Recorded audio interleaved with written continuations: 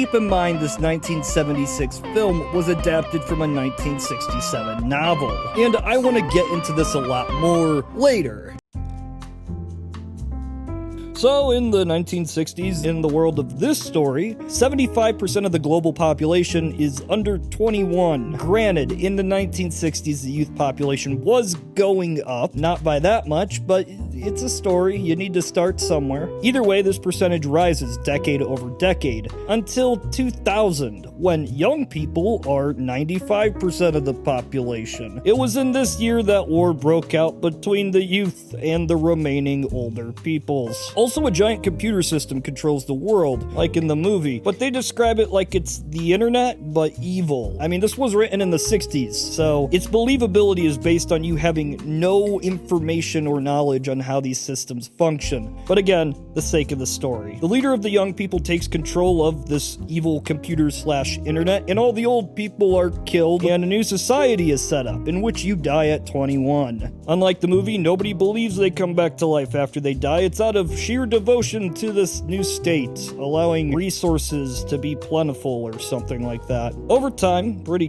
quickly I assume, no humans are in control of the government. It's just a network of robots and computers that raise and brainwash the youth to conform to this society. Unlike the film, this dystopia is not constrained to just a single domed city. No, all of the globe is under its control. Transportation is efficient enough that you can go from Africa to Kansas City in just a couple minutes. The only places that are restricted are these small centers where gangs roam free, and you'll probably just die if you try to get there anyway. So the year is 2116. Logan is a Sandman. He's going around killing the runners. You know the story. Generally, runners don't actually have anywhere to go, though, since, you know, the whole world is a city. So they head to where the gangs live. But the gangs, who are also children, have access to some drug that turns you into Superman, more or less. You move at like 10% the speed of light, and when you punch people, they explode. The story starts with Logan following a runner, and the runner gets got by the gang. In his dying breath, he tells Logan about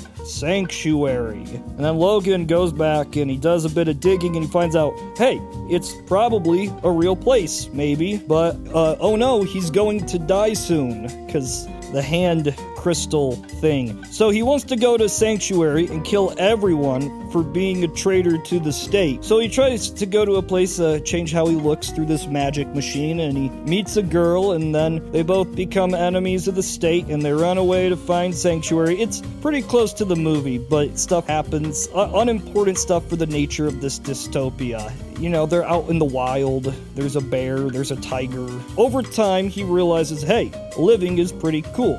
Maybe the computer's just a big liar. He's the hero now, I guess. Over time, they do find out Sanctuary is in fact real, and it's in space.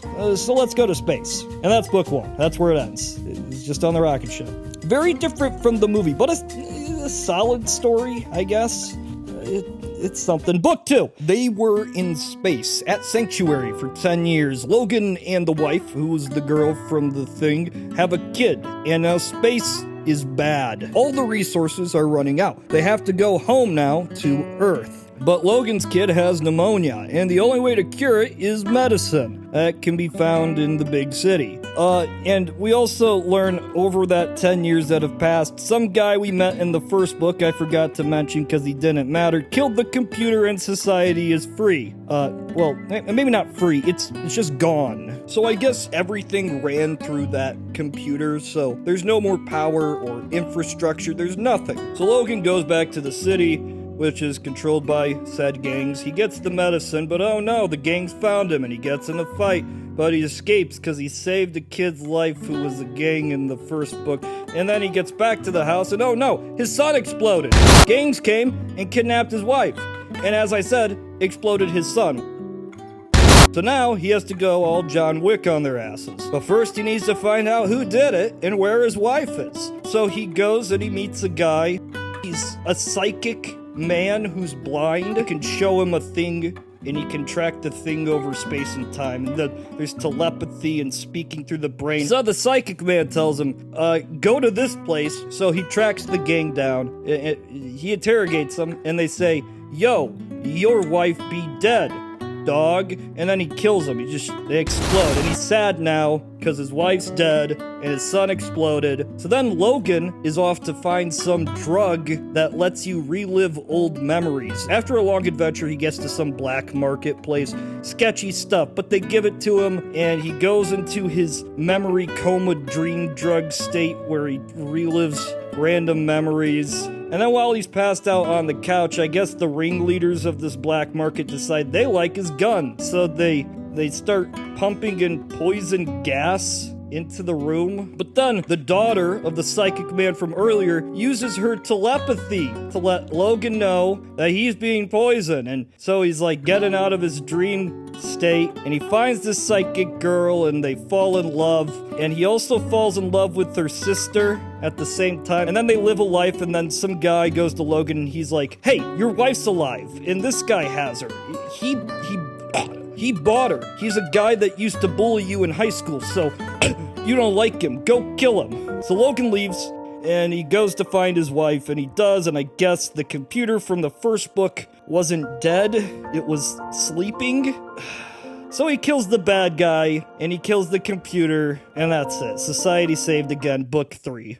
Now, I haven't finished this book, and I don't plan to, honestly, because as far as I can tell, it was written solely to profit off the very mild success of the film. It starts off with Logan and wife pregnant. She wants to name the kid, their new baby kid, after the exploded son. Some guy comes from Chicago and he's like, hey, Logan, help me get food to my village of Chicago. And Logan's like, okay, why not? So Logan's going to Chicago, and then on the way there, he gets abducted by aliens. Aliens capture Logan, and they tell him he has to go to an alternate universe 10 years in the past to destroy the computer again. And he has to pretend to be his alternate self and do the exact same things he did in the first book.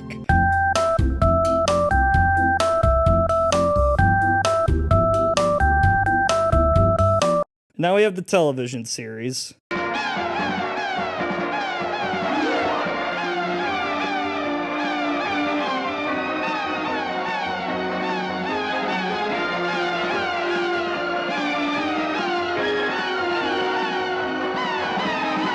Dystopian novels are supposed to be timeless lessons, stories of authoritarian oppression. This was written in a time where the internet and computers were cutting edge, misunderstood and confusion, and led to fear. Youth culture was highly prominent in the 60s, the hippies, the drugs, the protests, and all the while the population of teenagers were rising as baby boomers were growing up. But 60 years later, we all know how it turned out. All dystopian novels intrinsically contain a message we can take away. The Logan's Run is one of the few that is dated by its own inaccuracies. A scenario that's flawed in multiple ways, but even the core concept is not really a possibility. So the lesson I think we can take away from this franchise is sometimes to predict the future, you need to look at the past, because trends of today, they will not last. This is Tyler of Knowledge Hub.